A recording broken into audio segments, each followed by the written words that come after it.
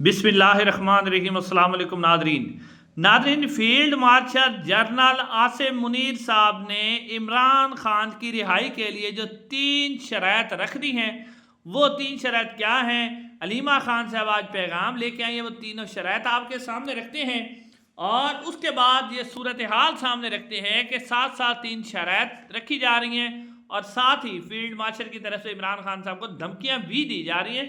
वो भी डिटेल आपके सामने रखते हैं। बड़ी इंटरेस्टिंग खबरें हैं नाज़रीन। आज अडयाला जेल के अंदर अलीमा खान साहबा की जब इमरान खान साहब से मुलाकात हुई तो उस मुलाकात के नतीजे में जो उन्होंने गुफ्तगू की है बाहर आकर, वो मैं आपके सामने रखता हूँ और फिर मैं आपको बताता हूँ कि अब फील्ड मार्शल साहब क्या चाह रहे हैं इमरान खान साहब से। नाज़रीन कराम, अलीमा खान साहबा ने इमरान खान साहब से मुलाकात करने के बाद मीडिया से जो बात करते हुए कहा कि इमरान खान साहब को 3 किस्म की ऑफ़र दी गई हैं। वो 3 ऑफर्स भी उन्होंने बताई और साथ साथ पार्टी लीडरशिप को इमरान खान साहब ने जो पैगाम दिया वो भी उन्होंने रखा है। नाज़रीन, अलीमा खान साहबा कहती हैं कि इमरान खान साहब को कहा गया कि आप 3 साल के लिए खामोश हो जाएं, यानी आप 3 साल के लिए खामोश हो जाएं और इस हुकूमत को चलने दें। तो इमरान खान साहब का साथ जो जवाब है वो भी अलीमा खान साहब ने दिया है कि इस शर्त पर इमरान खान साहब ने कहा, तीनों शर्त, पहली शर्त है कि आप 3 साल के लिए खामोश हो जाएं। तो इमरान खान साहब ने अब इसके ऊपर जवाब दिया कि यजीद के जुल्म के सामने 3 साल तो क्या, मैं 3 मिनट के लिए भी चुप नहीं करूंगा, ये कहा है इमरान खान साहब ने। अब ना ये जो पहले मैं आपको ये भी बता देता हूँ कि 3 साल के लिए फील्ड मार्शल साहब चुप क्यों करवाना चाहते हैं। नाज़रीन, ये 3 साल बनते हैं 2028 तक। अब 2028 का क्या मतलब है वो भी समझ लें दूसरी शर्त बताने से पहले।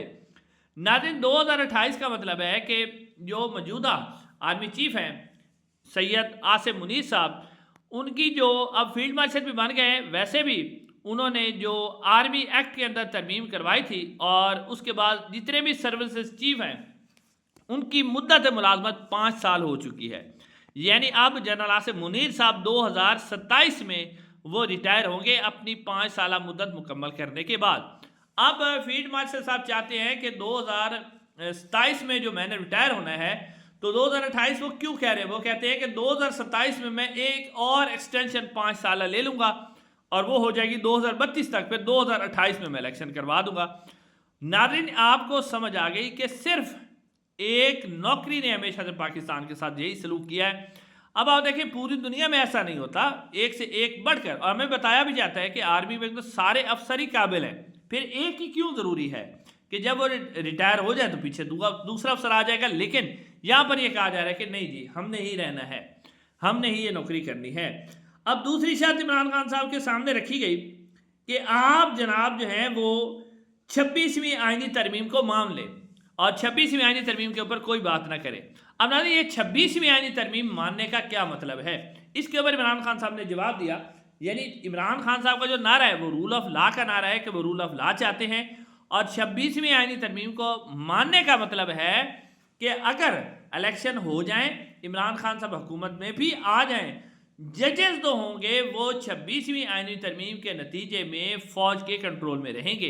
इस्टेब्लिशमेंट अपने कंट्रोल में जजेस को रखेगी ताकि बाद में अगर इमरान खान की हुकूमत भी बन जाती है, किसी भी ऐसे शख्स की हुकूमत बन जाती है जो इस्टेब्लिशमेंट की मर्जी के खिलाफ काम करता है, तो उसको अदालतों के जरिए जो है वो उसकी हुकूमत को ख़त्म करवाया जाए। ये है नाज़रीन दूसरा मुतालबा जो कि 26वीं आईनी तरमीम को कबूल करे। तो इमरान खान साहब ने इसके ऊपर भी एब्सोल्युटली नॉट कहा है और कहा है कि मैं ये किसी सूरत भी नहीं मानूंगा, क्योंकि इमरान खान साहब जो है वो जमहूरियत की बहाली चाहते हैं, रूल ऑफ लॉ चाहते हैं, तो इसलिए वो इस मुतालबे को मानने से भी उन्हें इनकार कर दिया। तीसरा मुतालबा जो इमरान खान साहब के सामने रखा गया वो था कि 9 मई पर माफ़ी मांगे। इमरान खान साहब ने कहा कि 9 मई पर मैं क्यों माफ़ी मांगूँ।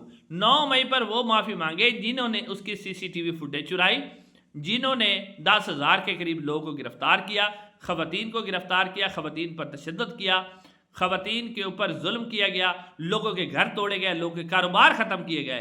तो उसके ऊपर माफ़ी वो लोग मांगे जिन्होंने ये सारा काम किया है।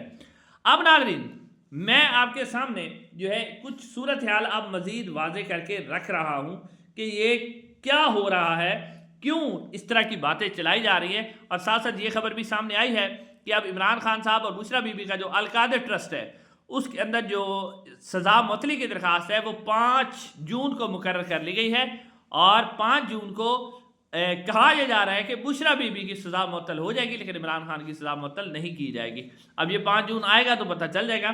لیکن اب صورتحال کیا ہے؟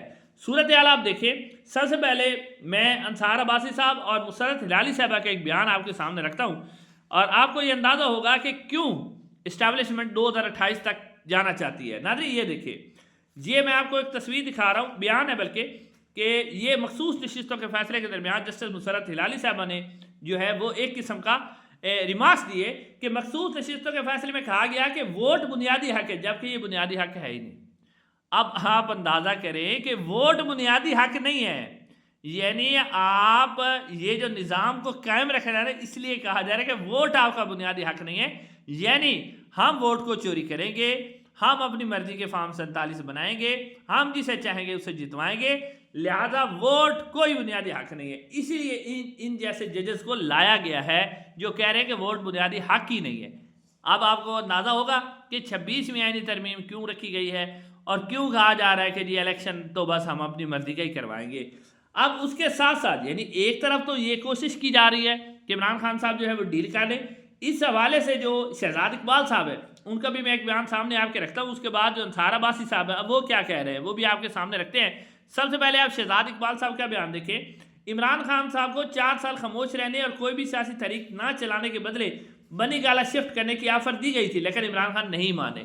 یعنی عمران خان صاحب کو مسلسل یہ آفر دی جا رہی ہیں، لیکن عمران خان اس بات کو ماننے کے لیے تیار نہیں ہے.